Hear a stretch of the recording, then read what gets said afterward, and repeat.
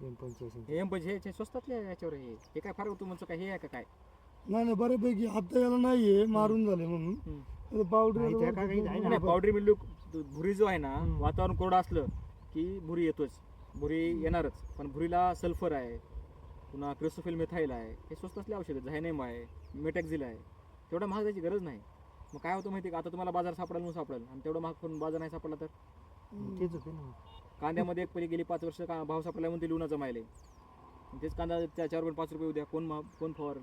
माझं म्हणणं काय असतं की मार्केट भेटायला म्हणून फवारू नका, तर त्याला जे रेग्युलर लागतो. जसं आपण डाळ भात खातो, पैसे आले म्हणून काय आपण दररोज हॉटेलमध्ये जात नाहीत ना जेवायला, तसं झाडाचं बी करू नये ना.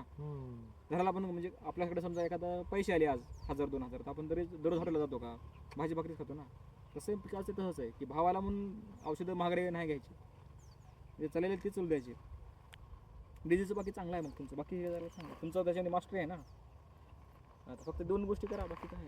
कॅल्शियम जास्त, त्यामुळे जमिनीमध्ये तुम्ही टाकलेले 100 किलो खतं वाटल्यास मला माती द्या, लागू पडत नाही. त्या दिवशी माती परीक्षण करतो, कळून ते जाईल नेमकं काय किती